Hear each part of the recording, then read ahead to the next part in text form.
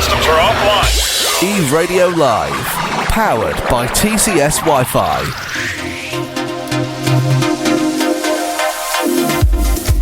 Just after 3 o'clock on a Thursday afternoon, 10 minutes past 3 in fact, it is time for Tech Thursday right here on eRadio with myself, Eon, and as always joined by Kaine. Hello, Kaine. Hey, Eon, thanks so much for having me yet again for another fantastic Tech Thursday.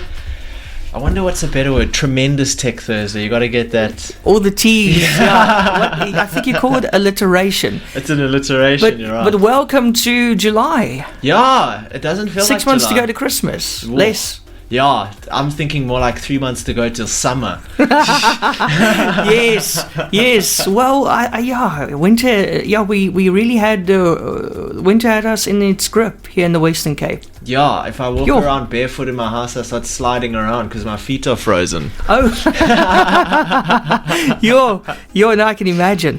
But listen, we have a lot to get through today. I think we'll just go right into our first story today, and then just cruise along. Yeah. The big thing that everybody is talking about is the new POPI Act. Now the question is, who's POPI? And how do you contact It sounds like them? this chick.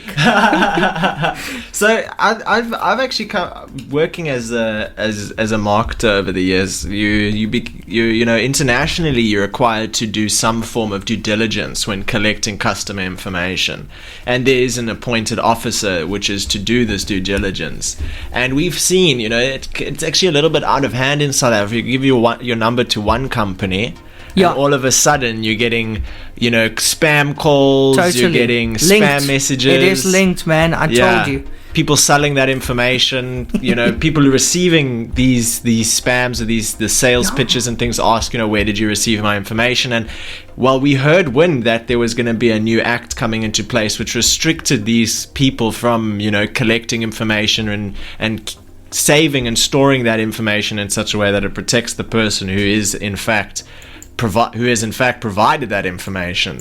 And you know, it came out a few months ago that this new act would come into place, and today is actually the official day that it takes effect. And I haven't received a spam call yet today.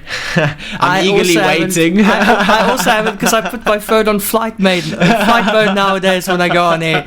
But yeah, I mean, I would really appreciate this POPI thing with the robocallers, because they're really getting to me now, eh? Yeah. Every day. I recently had a dealing with Absa Bank.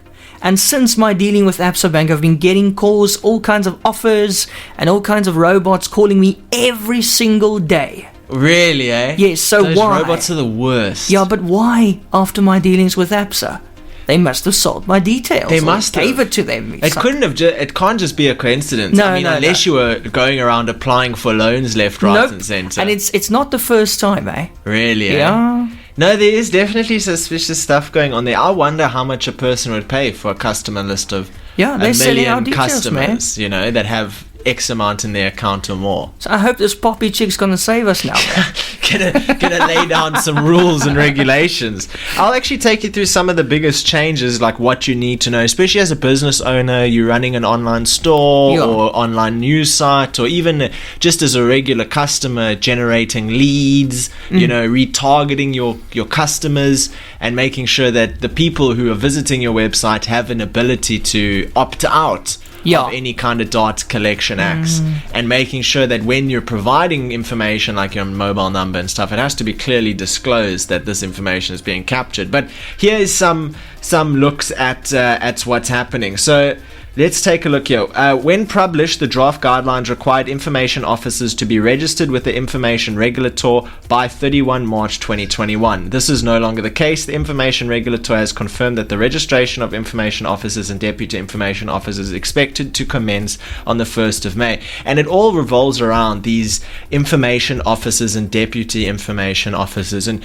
it's one thing to say, you know, you're going to get in trouble if you sell your information, but who's held responsible? That's actually one of the most important things, because someone has to be accountable. Otherwise you can just, you know, misuse and that sort of stuff. So what is going to happen now is basically the appointment of duties of information officers, the designation and delegation of duties to deputy information officers, and the registration of information officers and deputy information officers within the information regulator. So who is an information officer? What is it? What do they do? So POPI requires every responsible party, i.e. a public or private body that determines the purpose of and means of the processing of personal information, to appoint and register an information officer with the information regulator. So basically, your company has to have an appointed information officer, and if there isn't an appointed information officer, the CEO is actually held accountable. Ooh. Even with an appointed information officer and a deputy information officer, the CEO is still held accountable, even if they misuse their power. So it really does lie in the hands of the business owner to make sure that they're compliant. So information officers are, by virtue of their positions, appointed automatically in terms of the Promotion of Access to Information Act. The information officers, for purposes of POPI, are the same information officers as referred to in the PAIA in this regard. The information officer has to make... Okay, so let's take a look here at what are the duties of an information officer. So an information officer, when appointed, or if not appointed, the CEO must create a compliance framework, make sure it's developed, implemented, monitored, and maintained. The framework would basically be how information is collected, what ability a person whose information is being collected, what ability they have to get out of that position. Say you sign up to a newsletter, you have to be able to say whether you want to receive promotional information or not. That you have to comply to that. Even if you visit certain websites, if you visit a website and that website is using your browsing history to track you and things like that, they have to make it. They have to enable you to basically take yourself off of that tracking, so that you can freely browse without your data being recorded and without that information being sent back to the business. You have to be able to do that. So there has to be infrastructure in place. A personal information impact assessment must be done to ensure that adequate measures and standards exist in order to comply with the conditions of lawful processing of personal information. A manual must be developed, maintained, and made available as prescribed in the terms of the PAIA. So your information officer is going to actually be doing quite a lot. They're making a manual, they're basically creating an impact assessment, which is like risk and liability kind of preparation, and internal measures must be developed together with adequate systems to process requests for information, and internal awareness sessions must be conducted regarding the provisions of POPI, the regulators, codes of conduct, or any other information obtained by the information officer. The CEO can appoint the information officer, and any deputy information officer should report to the highest management office within the organization. This means that not only an employee at a level of only an employee at the level of management and above should ideally be considered for designation as a deputy information officer. So you're not going to come in and just work as an information officer. You have to be in some sort of managerial role, some sort of responsibility must be put on you in order for you to conduct this. And the deputy information officer should be accessible, have a reasonable understanding of the organization's operations and processes, and should have a good understanding of POPI and PAIA in order to perform his or her duties. The deputy information officer should be provided with sufficient time and adequate resources to devote matters concerning POPI and PAIA, and to ensure a level of accountability. Organizations may want to consider including the deputy information officer's duties and responsibilities as part of his or her job description. That's crazy, eh? Yeah, absolutely. That's quite. It's quite a process, and they're obviously trying to make someone accountable. Be able to go to any business, any organization, and say, "Hey, you, who is your information officer? Who's collecting this information? Who's our liaison to speak to?" And those people actually have to register with the regulator. You have to be registered with the regulator, so you can't just come in and work as a information officer within a business. You have to be registered with the regulator. But you're taking a risk going into that job. Yeah, but why is it this big deal right now? All of a sudden, it's exactly the reason of personal privacy. The fact that we see all these spam callers, and it's not just an annoyance factor as well. Yeah, you are trusting a business to protect that information, and then it can really label you incorrectly. I mean, imagine you go for applying for a loan, and now your information is sold to someone who's looking for a loan, and just so happens that 5 legitimate businesses reach out to you or contact you or send you spam, and 6 bad businesses that just want to rob you or get your account details also contact you. Yeah. Got to protect against that. Okay. Well, so it's a good thing, all in all. I think it's a very good thing. It finally gives you the ability to say, where did you get my number from? How did you collect that number? It's my right to know. And then, that and what information. happens if they don't comply? Can they go to jail? I'm not too sure. Or get a fine? Probably get a fine. Won't go to jail. It will probably be a fine directly to the CEO. I mean, look at what you can get away with in this country right now, and just go to jail for 15 months. Not even. So you could serve 3 to 5 days. Who knows, But yes, it's quite interesting. So I see also that an article on My Broadband is saying they spoke to Werkman's attorneys, and they say that robocalls are also no longer allowed to call you without your consent. So if you didn't say yes somewhere, they're not allowed to call you. Really, eh? Mm-hmm. Yeah. So I like that. That's really good. I just really hope that the robocalls are going to leave me alone now, because I literally had a call the other day. You answer, it's like press 1, press 1, press 1, and then it goes into wholesale. You just end the call. Yeah, it's terrible. I can't tell you how many numbers I've blocked in the past month.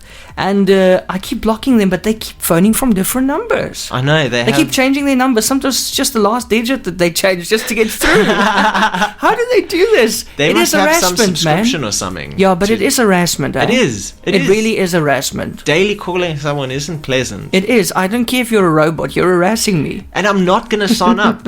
I don't want you. There's zero chance. Whatever you're offering, even if it's an amazing... I don't even trust an SMS that says I must pay money to this bank account. Yep. Now I'm going to go and make a payment via a mobile telecom agent for my newest toaster. It's not going to happen, I would just rather have bread.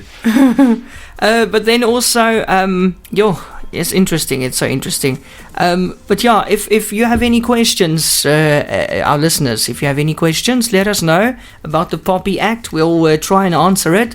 But I really hope that from today, being the 1st of July, we are going to have a bit more peace, especially me. Yeah, and tell us, our viewers must tell us if they're still receiving spam calls. Yeah, have you received one today? Or after midnight today? Or midnight last night? Did you have any spam calls today on the 1st of July? Who knows? Maybe the spam calls are over. Maybe we're going to look back in a week and be like, oh wait, I miss spam callers. I miss the robot. I feel lonely. Kaine, can you call me and pretend to be a robot? I'll try to sell you something. It's funny. But anyway, so that's POPI in a nutshell. POPI, in case you're wondering who the hell she is, it's actually an abbreviation for the Protection of Personal Information Act. And it's only here in South Africa where it kicks in today, right? Yes, it's not a global specifically thing. A South African thing. Okay, great. Okay. So that's POPI in a nutshell. And then moving on, I see TikTok received or removed more than 7 million accounts of users suspected being under the age of 13 in the first 3 months of this year already. Wow. And they keep doing it now. The Chinese-owned app, it's wildly popular with young smartphone users. I think I saw a child with a dummy the other day doing a TikTok video. So even the babies have TikTok nowadays. I think a traditional person would say it's so bad that they want to restrict young people from using TikTok. It's like saying, what do you think the next 20 years is going to be like? You have to let your kid use technology, because what's here now, imagine 20 years from now, you keep your kid away from technology, you don't let them use phones, you don't let them use computers, you don't let them use all of these tech. In 20 years, he's going to be severely disadvantaged. But in the same light, a person under the age of 13 using TikTok actually exposes themselves, if they're the core manager of that account, to any potential comments and direct messages and stuff you shouldn't see at that age. Yeah, you should be at least 26 for some of that stuff. Yeah, exactly. But I mean, it's so easy to sign up and pretend you're 18. You just fake your birth date when you sign up, right? Yeah, and people, it's not like they want to see your ID. Of the viewers to report what they see, actually, because it's very hard to tell. How did they know? Okay, they obviously looked at the videos to see that the children are underage. They probably use some sort of reporting thing. This child isn't 18? Yeah. Maybe like if you get above 15 reports that you're an underage content creator, then it will go into a secondary review and then you get banned. Fair enough. I feel like that might be something that happened. What if I told you Eon, that the World Wide Web source code just sold. How much do you think it sold for? Billions, millions, billions. It's not the source code of the World Wide Web. It's a signed piece of source code from the creator of the World Wide Web. Okay, well that must be worth a lot. 77 million rand at auction. I'm the sure. auction started as $1,000. So it started at 15,000 rand, and people bid via Sotheby's to 77 million rand it was sold for. And all it is, it's a signed copy by the inventor Tim Berners-Lee, which sold for $5.4 million via an NFT, a type of cryptocurrency asset which records ownership of digital items. I actually worked with the company a while back that did the same, what was doing similar things for books. You would basically buy a read token, and that read token allowed you to read a book. The NFT was created by the English scientist Berners-Lee in 2021 and represents ownership of various digital items from when he invented the World Wide Web in 1989. The web itself obviously wasn't sold, but half of the bidders that came were new to Sotheby's, and the NFT is considered valuable by some because the blockchain authenticates it's one of a kind and has officially been created or minted by Berners-Lee himself. So it's something that's been actually given and created by the creator of the web himself, and then that went into auction. And you're talking, big money here. And how cool is that? I wish I could have owned that. Imagine owning source code to the World Wide Web. Is it still cheaper than going to space with Jeff Bezos? I think it's actually double the price. So sure. You could either buy source code to the World Wide Web or go with Jeff twice to space. Okay, he's still going up, eh? Hasn't been. I don't know. I think he's still going up. I think he's going under rigorous training. I wonder if they training. sold it. You think they sold that ticket? I wonder, hey? That's definitely worth looking up, hey? Sure. Okay, can you just say hello to Susan? Hello, Susan. One of our viewers. Oh, fantastic. Welcome to the Tech Show. I'm sure they've been listening for quite a while. I really like it when people send messages through the WhatsApp. Yeah, me too. I really like it. I think we should definitely encourage it more. Yeah. We sometimes get carried away and we forget about the microphones. But yeah, that's a good thing. That's a good thing, actually. Well, in a way. Anyway, did you know that Netflix, they now launched a mobile-only plan in South Africa? So you don't need to pay the minimum of 99 Rand to get Netflix. That's the cheapest package. Is the cheapest 99 Rand? Mm-hmm. Yeah, and it doesn't include HD, so you're watching an SD. It's like watching SABC. Now they're gonna come out with bit of snow. They're gonna come out with a 39 Rand package. Sometimes it's intermittent, Sometimes it works, sometimes it doesn't. Oh, but anyway, guess how much it is for the Netflix mobile only plan in South Africa? It is 49 Rand. Wow. Yeah, that's super cheap. That's pretty alright. And you do not need HD to watch on your phone. Yes, and then because Showmax has got a mobile plan, and that's 39 Rand per month. That's nothing. How much is that per day? It's like a few cents a day. 39 Rand. How much? 39 Rand for Showmax. So divide by 30. Oh, it's 1 Rand 30 a day. And then for the mobile plan on Netflix, that would be 1 Rand 63 per day. That's cheap, man. You can't even buy a loose cigarette. Imagine having a million subscribers paying 1 Rand a day. That just kind of puts it into perspective how much they can earn. Make lots of money, but from small amounts from a lot of people. That's a good idea. But anyway, so if you can't afford Netflix, times are tough. If you can't afford the 99 Rand per month and you're tired of watching the SABC, do consider Netflix's 49 Rand mobile only plan in South Africa. I think that's nice, but then that doesn't solve the problem. You still need internet to be able to watch it. So your WAP is not going to cut it. So here's something interesting now that we're talking about users for Netflix and stuff. Did you know that Facebook, YouTube, and Instagram are going to hit 6.5 billion users by 2023? I'm pretty sure. That's a considerable amount of people. That's active user base. Yeah. That's a lot of The entire people. globe's going to be on there soon. Yeah, but speaking of active, it's obvious that during lockdown, a lot more people went to social media. I think Facebook got about 300 million users, Instagram about 200 million users, YouTube a couple million users. But here's some interesting stuff about South Africa. Let's see what are the most popular social media platforms in South Africa, and specifically how many South Africans are using social media. There was a recent study into it. But it is quite interesting because 98.5% of people are accessing social networks via their mobile phones. But obviously not every single person has a mobile phone. So the report examines the size penetration of popular social media platforms and instant messaging services such as WhatsApp, Facebook, Twitter, Instagram, LinkedIn, YouTube, Facebook Messenger, and TikTok.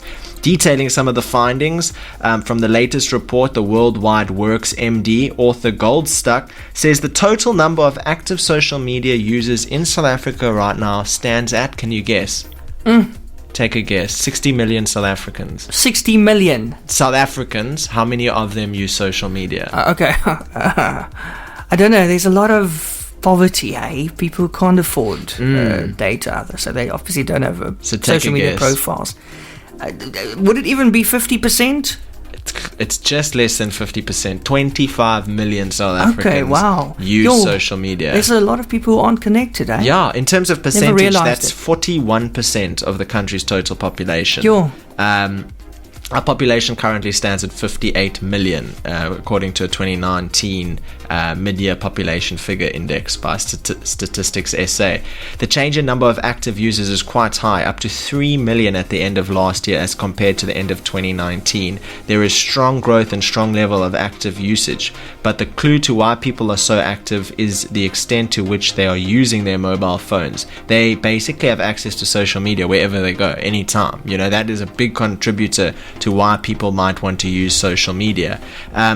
So one thing they said is in terms of advertising. Now this is where it gets important, especially for businesses. Like, what's the use of what does it mean to me and you if 25 million people use Facebook? Like, we're not going to get 25 million friends. It really comes down to the business advertising on these social media platforms to generate revenue.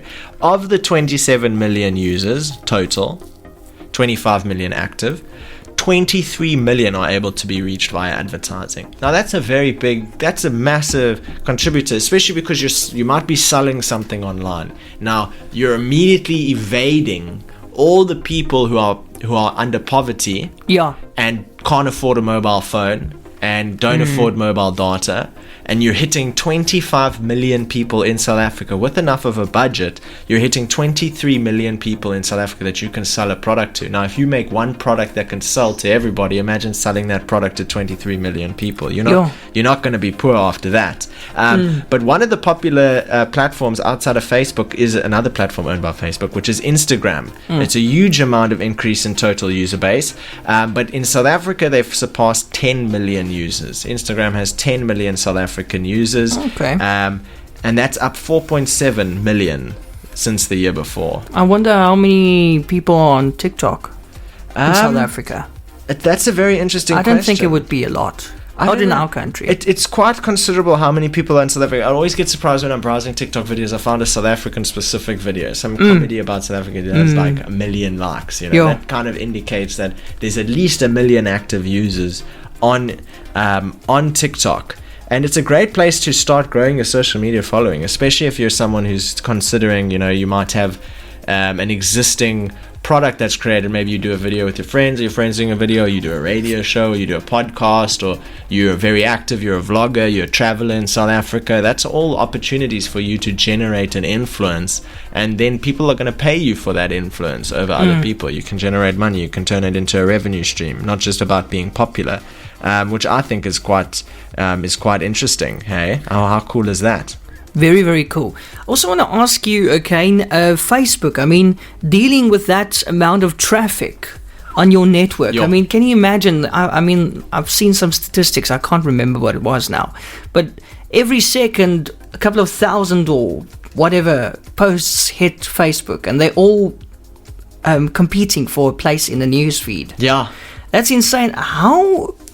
how is it even possible? I can't even comprehend it. How is it even possible to process all that data and host it on servers and, to share it instead of crashing? How can machinery possibly process all that information per second? Well, the real factor there is in a thing we term in business a lot. We term it the scalability of technology. So if you're developing a new project or a new social media platform, it can be the greatest ever. You can have the most unique tools and fun editing stuff and all the stuff to make your life that much easier as a user of the social media platform. But the scalability of it has to be considered. Like, if your program can run with 150, 300, 500, 1,000 users, what happens if it becomes 1 million, 10 million, 100 million users? Exactly. Can the server still process that? And Facebook's had the opportunity to grow considerably, but at a very consistent, overdrawn pace. They didn't just have 1 million users. They started with 1,000. So they just kept expanding it, adding more. Now they've got like a warehouse of servers, I'm sure. Yeah. I had a little click moment the other day when I was thinking about it. Facebook, if you're a user on Facebook, you're actually a product.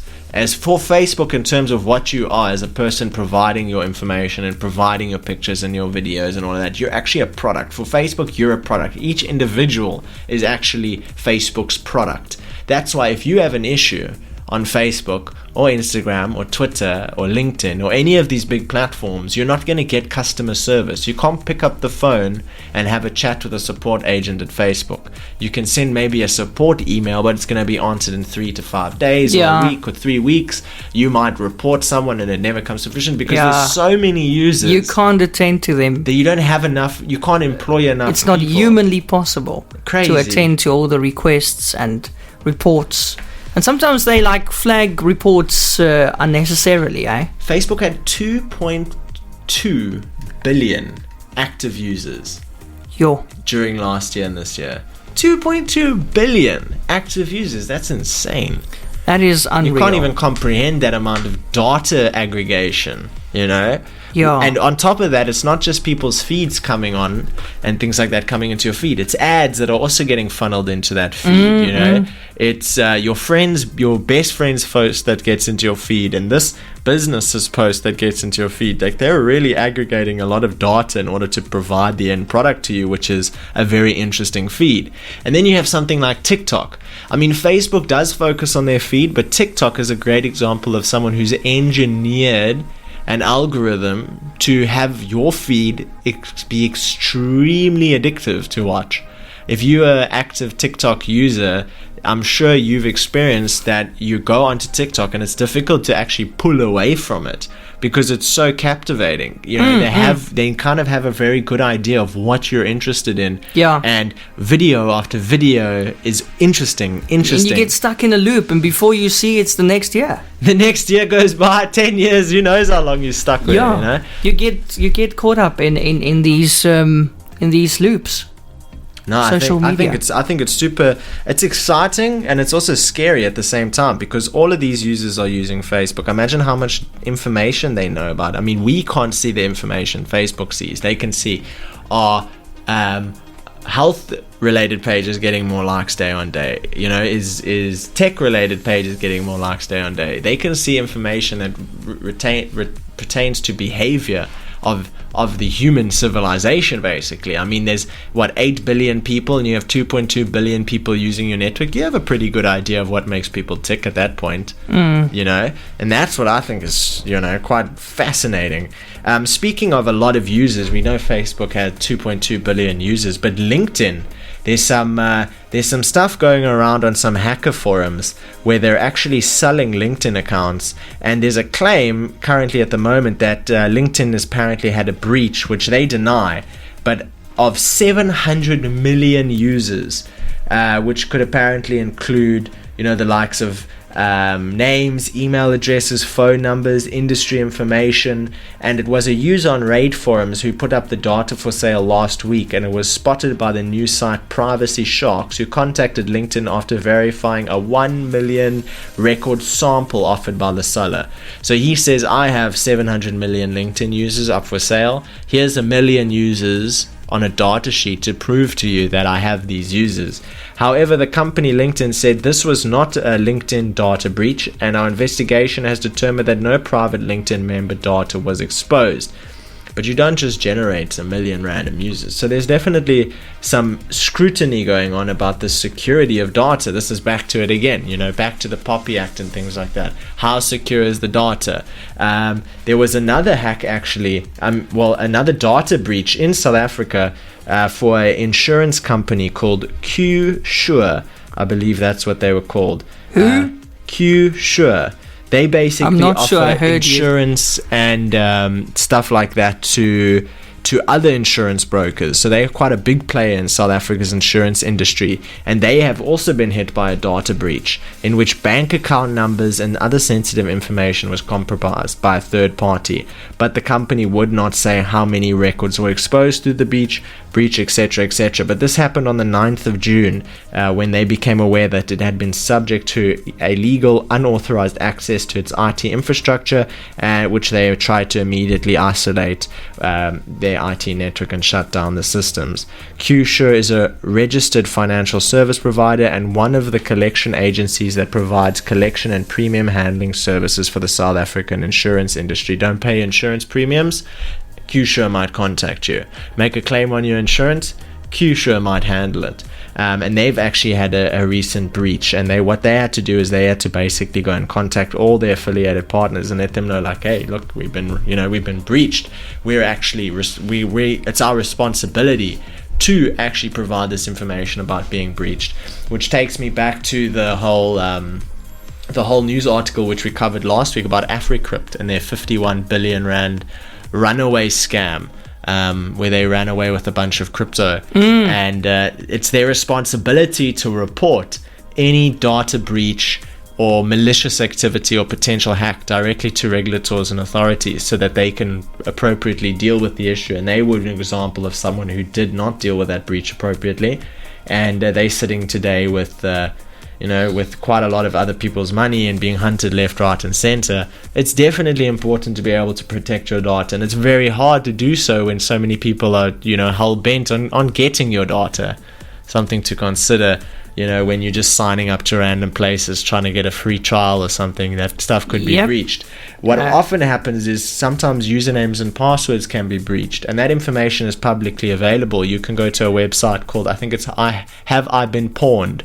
Yes. And you can actually see what information is available. They scrape all the recent data breaches and basically collect one big database. So you would go put your email in, and they'll tell you if your email has been breached on any particular service. And if it has, and you're a person who uses the same password across multiple accounts, well, now you've just given someone an opportunity to try those account credentials at different places. So you really have to be careful about who you sign up with, how secure they are where you're signing up, and are you signing up with the same information as your banking details? And we do that because we're worried that we're going to forget those passwords. So we keep it the same all across the board, much to our own, downfall. 5 out of 6 times you might be able to go to a Wi-Fi network and go 1, 2, 3, 4, 5, 6, 7, 8, 9 and get in, Yeah, for heaven's sakes. It's like wearing, like I said to you, that meme about wearing that mesh mask. I'm thinking the virus won't come in.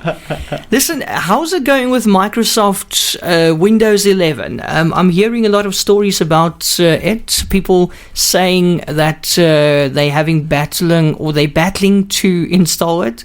Lots of problems. I mean, I see there's a lot of minimum system requirements, and people don't check beforehand. Yeah. It just, oh, cool. It's because when you're on Windows 10, it's a free upgrade. Yeah. So people just like, okay, cool. Let's just update, let's just upgrade. And then they realize afterwards they don't have enough RAM in their computer. And then the thing just bursts into flames because your computer can't handle Windows 11. Yeah. I've heard about that as well, and it's actually quite interesting because, getting quite technical, Windows 11 includes a new feature update, which is to better secure your data on your device. I saw that. In order to secure the data on your device, it relies on a feature that can only be enabled in your motherboard, or basically in the pre-boot phase of your computer. And a lot of people were, up in arms because they ran the PC health check to see if they were eligible to run Windows 11, and they've got some 300,000 Rand computer and it tells them, your computer does not meet the minimum requirements to run Windows 11. But all it requires is some little bit of, investigatory work where you go into the back end of your PC and basically enable this feature.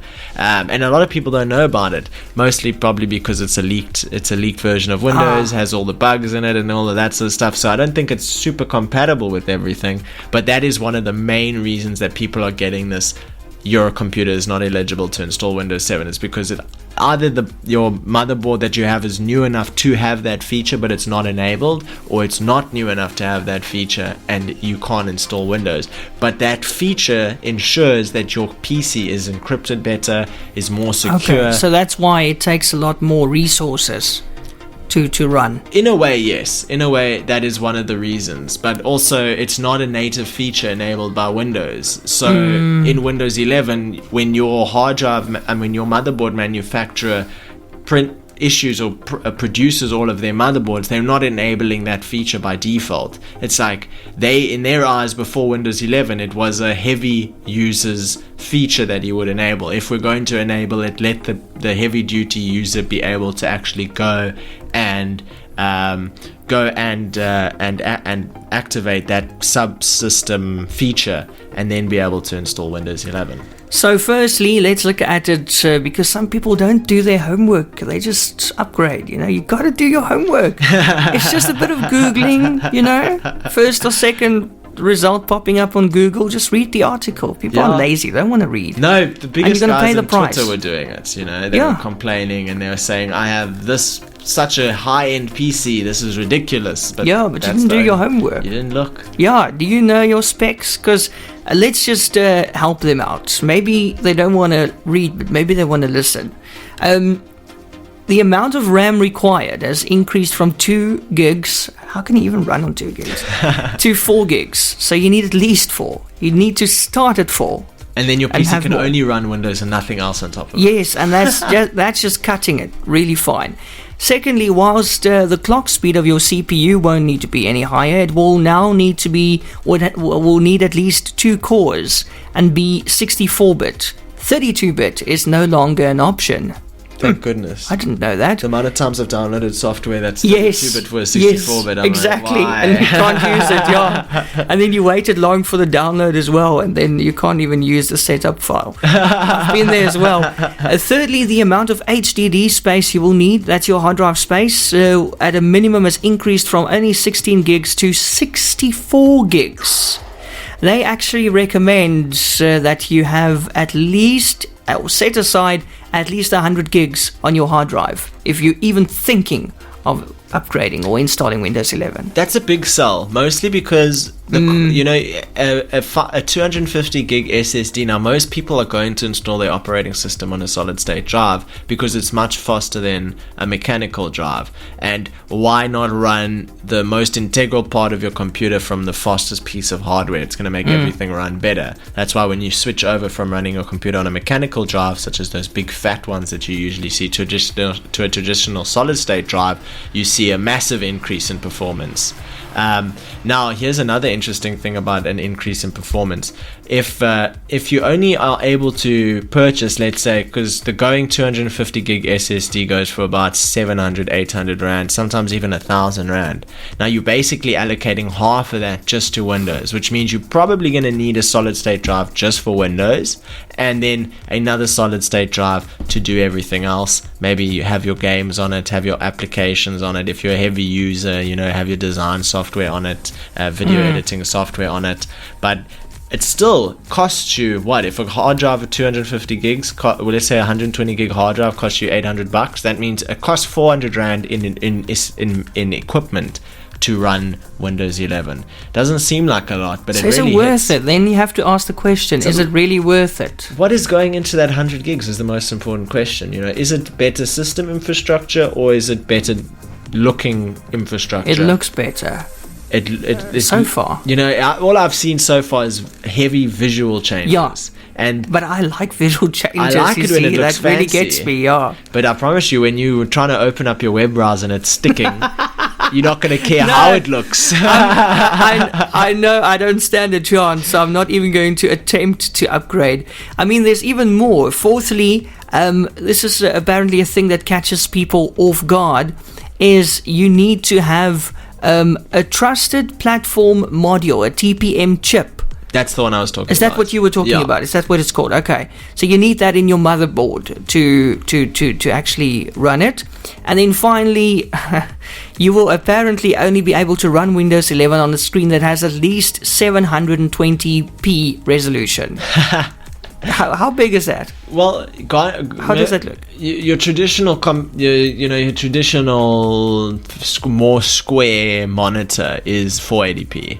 Which means if you have a very square monitor at home and it's quite old, it's probably not going to be able to run on it. 720p is half of 1080p, which is half of 2K, which is half of 4K. So 4K is currently the best quality. 8K if you're mad into tech. 4K is high end kind of quality. It's what you see in your cinemas and things like that. 2K is kind of half of 4K. It's the medium to high end kind of size. Then you have 1080p, which is your traditional HD TV. Most TVs will probably be 1080p. Anything under $8,000 or whatever, especially anything over 3 years old, is probably 1080p. Then below 1080p is 720p, and below that is 480p. So I mean, it's not too bad. If you go on YouTube, you can actually go and see those different settings and get an idea for yourself.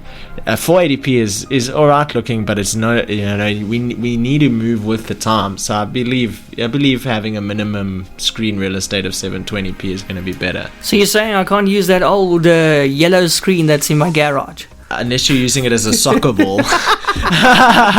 Man, those things were ugly. I can't believe we use those things. They really. start out white and end out yellow. Why did they get so yellow? Is that the plastic that they're made of, or what's happening? I think the sun damages it. Okay, but sometimes they haven't been in the sun. But they look horrible yellow. It looks like dead grass. And remember that noise it used to make when you switch it off afterwards. If it got a bit it got a bit heated at the end, you hear tick, tick, tick.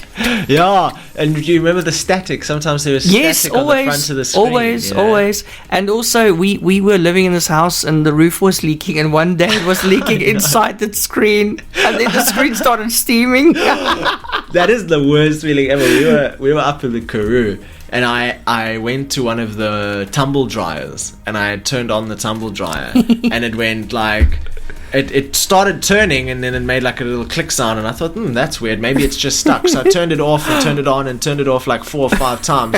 Next minute, I see it smoking. No, why? Smoking. It was on fire. The lint had caught on fire. Oh, yes. Because If the you lint don't clean gets it, caught in the motor. Yeah. And then You have to clean it a lot. That's a cause of I think a lot of, like 90% of American house fires. People don't clean those filters, and then it catches fire. It really does. And people leave that on when you go to sleep, man. And then you have your house on fire. Yeah, and it burns, eh? Yeah. It was like hot along the edges. Yes, like. No, you don't want to be. You couldn't use that tumble dryer again, right? Was it gone? I wouldn't even dare to. When you see something burning inside of an enclosed system, you don't actually know what it looks like inside of there. It could be the whole motor. And the that's on smell, fire. Man. Oh yeah, electric fires, eh? You feel worst. dizzy or something like that. Yeah, the worst, man. Not healthy. Don't want your CRT monitor doing that. Yes, exactly. And then also, did you know the SABC wants MultiChoice to pay for its free-to-air channels, which DSTV is forced to carry on its platform? The SABC are so hard up for cash, it's not even funny. They now say, hey, DSTV, you want us to be on your platform? You must pay. I love how they're trying to get money, basically, because we spoke on the radio show quite a few times about all these different avenues that they've tried to take to get the TV licenses paid. And I was speaking to a friend of mine. They paid their TV license in February, and they're still getting the same messages. Pay your TV license now, or you will be, or a sheriff will visit your house. Pay your TV license now, or you'll be fined up to 1,000 Rand. They're getting all these very aggressive, very assertive messages. And then at the end, you get like a little offer as well. Pay now and get 40% discount. Some scam. It really tells me they're desperate. They're so hard up for cash. But anyway, I think MultiChoice is, by law, they are supposed to carry the SABC channels because it's like free-to-air channels in the country. So with the broadcasting law, it's saying, you got to carry these channels. But now they want money for it. That's not going to happen. I think eventually they'll just take them off the bouquets. I mean, realistically, one person can aggregate what, like 1,000 rand worth of TV license fees times 1,000 rand by 60 million people. Maybe 30 million of them have bought a TV in their life. That's quite a lot of money coming in to support what is a exceptionally poor quality viewing experience. Let's no jokes aside. That's putting it lightly. SABC does not win any awards. You've never seen the editor-in-chief of SABC walk up at the Oscars like, thank you took a long time to get here, many hours of work. Nope. Because they have a different one every day anyway, so you don't even know who's going to go up if they win anything. No, they just take the money and keep it to themselves, and instead of putting it into TV productions, and then you end up having a soapy like Siem de Laan still running, way past its time, way past its expiry date, and they kind of cut it down to 3 times a week instead of 5 times a week, and that says a lot. 5 episodes a week is a lot for such a show. Yeah, but it's been going for 21 years, so they're used to it. But I mean, it costs money, and when you cut down the soapy like that for only 3 episodes a week, then there's trouble. When I hear that Siem de Laan theme song, it brings back memories. The old one. Yeah. With the violins. I don't even remember how it's... Yep. But if you hear it, I'll be 95 and that'll come on and I'll be like, Dad, I hate that sound. Yes. Lots of memories, Lots of memories. I remember when I was young, because it's younger than we are, but when it started in 2000, yeah. Yeah, I was about, 5 or 4 years old when that started. Yeah. That's insane. Imagine being an actor for 21 years on Siem de Laan. There's 1 or 2. Like, you can go watch previous episodes and it's young. You literally grow up on camera. That's crazy. There is this 1 or 2 chicks. 1 chick? No, it's 1 chick. She's been there since day one. I mean, they've made buckets of money from that, surely. I also think for an actor, it's a nice comfort zone. It's nice because you know how hard it is in the entertainment industry to get roles and whatever. Especially if you've been in the soapy and then you get what they call typecast, and people don't want to cast you in any other roles because everybody's seeing you as this one character, and they will see you like that forever. Yeah. I listened to a podcast by Denzel Washington, I think his name is in, and he said that as a person going into the movie industry, the first 3 movies that you make will determine your future roles. That kind of puts you in a box. So he had obviously declined a lot of movie roles in the early days of his come up, and he is super popular, famous today. It is really in the movie industry. I think it's quite cutthroat. You got to think of it's not just about getting a job. As a person in a traditional employment role, you get a job, you do the job, and you do well in the job, and that then you can get another job. But in the movie industry, you can do a video. The video does great, but it paints you in a poor light. Or it puts you in a position where you have to live by this role, almost. I mean, look at Tobey Maguire, for example. He will forever be Spider-Man. Forever. And he hates it. He absolutely hates it. There's the thing that made you is going to break you. Exactly, because he can't get away from that. Everybody knows him as the guy from Spider-Man. Yeah, that was my first thought. When you mentioned his name... Everybody knows him for that. And how can he play somebody else now? How can he go play in Suicide Squad? And be a believable character? It's like, hey, look at Spider-Man in this new movie. When's he going to start web swinging? But in the new Spider-Man 3, there's actually talk of bringing Tobey Maguire back. Tobey Maguire. Oh, that's nice. All 3 of the people that have acted in Spider-Man. Tom Holland, Tobey Maguire, and there's another guy. The middle guy. The guy... Oh, I can't remember his name. But all 3 of them might be in the newest Spider-Man, which I think would be quite a nice...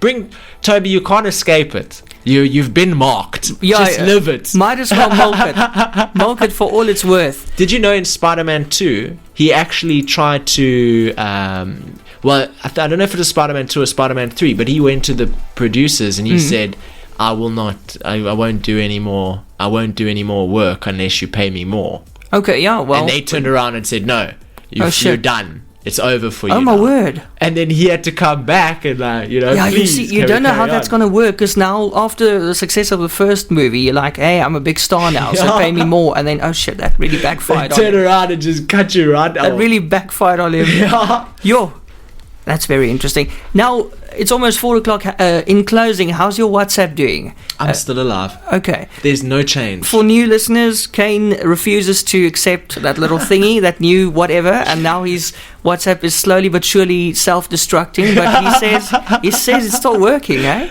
I've noticed that everything's working. You know, when you initially get a pop-up, your first inclination is just get rid of it. You know, push OK and get rid of it. Yeah, or swipe, yeah. I've got to the point now where this pop-up will come on and I'll just automatically close it. And there's been even in your sleep. There's been no change. Nothing. Everything's working. Everything's updating. Profiles work. People are getting your messages. Yeah.